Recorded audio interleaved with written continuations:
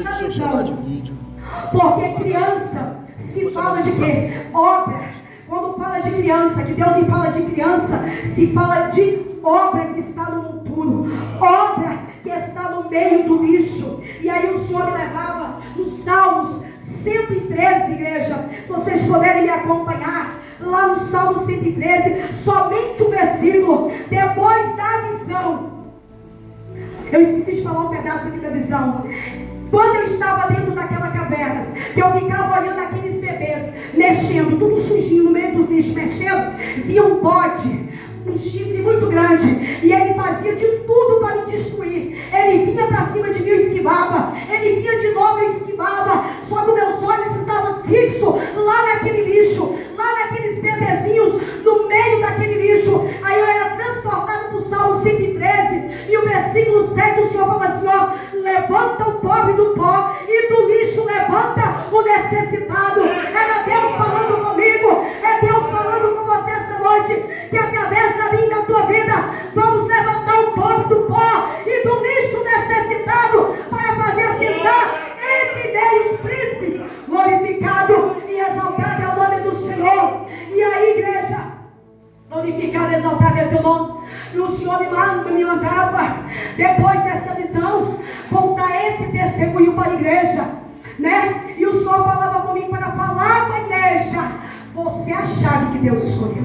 Eu sou a chave que Deus escolheu para abrir portas que estão fechadas em vidas de pessoas, para que o lixo seja removido e eles venham reconhecer a grandeza do Deus a qual a gente serve na face desta terra. E aí o Senhor me mandava contar esse testemunho. A minha irmã, né, irmã Ângela, que porventura é minha irmã de sangue, moradora de lá da cidade de Vitória do Espírito Santo, e ela foi chamada por uma chave também.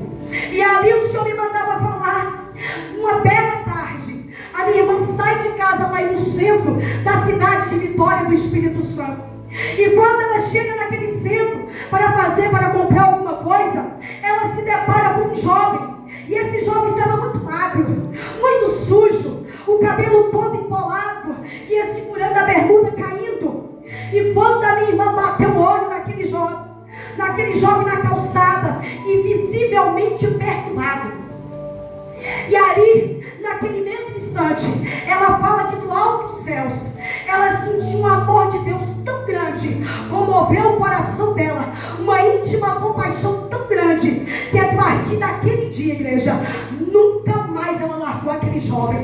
Todos os dias ela ia para o centro de Vitória, todos os dias ela ia levar comida, ela ia levar uma roupa, e ele dormia na calçada. Aí falou assim comigo: olha, eu conheci um jovem assim, assim, assim, e o meu coração está se movendo para poder ajudar este jovem, para que o Senhor possa resgatar ele da rua. Eu falei: olha, vamos dar início a orações a favor da vida dele. E quando nós começamos a orar, e quando nós começamos a clamar, e ali, igreja, fomos orando e fomos clamando, ela levava uma roupa para ele rasgava a roupa na rua, saía correndo no meio dos carros, perturbadíssimo, e ela não desistiu. Igreja, foram 2 anos de muita lágrima.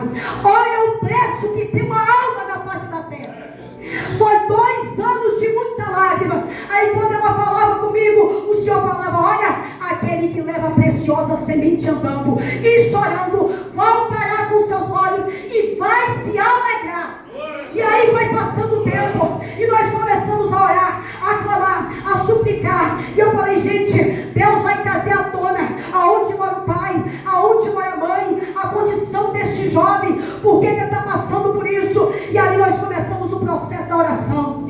Aí, passado-se o tempo, eu falei: olha, essa gasta não é só oração, tem que ter jejum. E ali nós começamos a fazer. Foram 70 dias de jejum e lágrimas.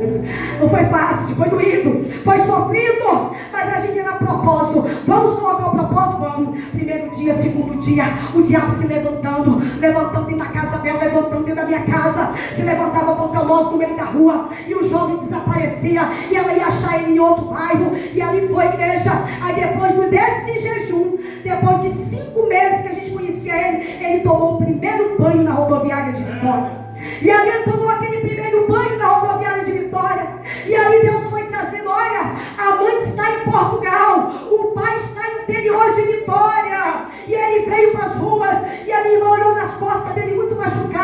muita paulada que ele tinha levado. Ele estava extremamente sofrido e machucado naquela rua, mas a minha irmã não desistia. Dia após dia, era domingo, era sábado, de segunda a segunda, ela ia atrás dele, levava uma marmitinha, levava uma roupa, convidava ele para sair da rua e falava: olha, na rua eu não saio, tia. Chamava ela de tia. Tia, eu nunca vou sair dessa rua, tia. Tia, eu gosto de dormir nas calçadas, tia. Tia, eu gosto de dormir no meio desses lixos, tia. E eu falava: não aceita, vamos continuar orando, porque Deus vai dar a vitória para nós.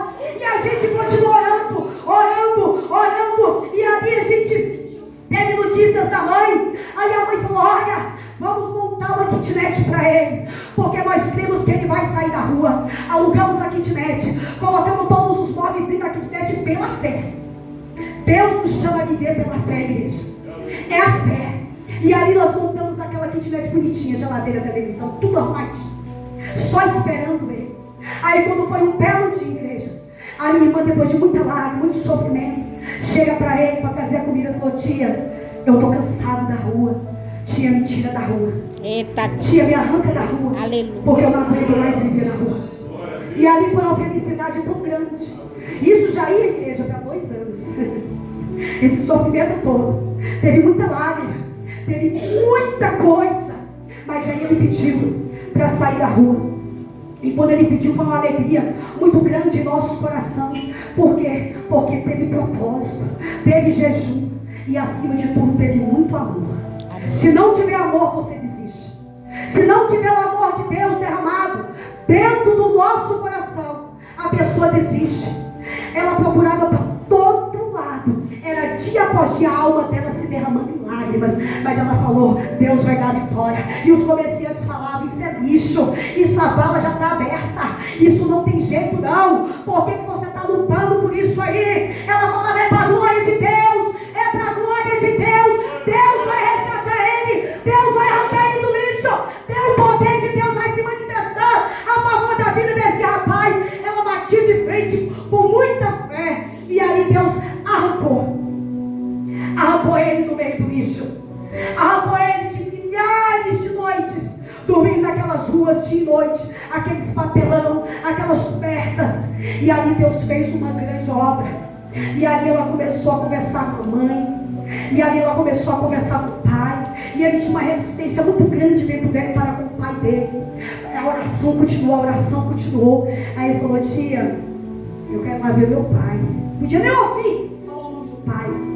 Aí nós até tiramos a foto, mas eu não trouxe não. Ele abraçando o pai dele depois de muito tempo, depois de ser tirado do lixo. Nem o pai dele acreditava. O pai, sabe que o pai dele teve o cabimento de falar com a minha irmã: eu já estou olhando aqui o funeral. Não preocupa não, que eu já estou olhando aqui o funeral. Falei para tirar ele. Minha irmã falou: ele é para a glória de Deus. E quando ele chegou lá, que deu um abraço no pai dele, inacreditável, igreja. Uma obra que Deus faz. Então aquilo que Deus colocar na tua mão, primeiramente você coloca o amor na frente. Porque se não tiver amor, a gente não consegue. Se não tiver o amor de Deus derramado em nossos corações, a gente não vai conseguir. E eu vou mostrar a foto dele aqui, igreja, que seja para louvor e que seja para a glória do nome santo do Senhor. Aqui é ele, Mateus dos Santos Jesus, sentado na calçada, muito sujo, quem quiser ver de perto, muito sujo, muito sujo, muito sujo, muito sujo, muito sujo. A calçada vai de vitória do Espírito Santo, glorificado e exaltado. Dormia no chão puro, como lixo. Dormia no chão puro, nas calçadas, naquele lixo, deitado naquela calçada.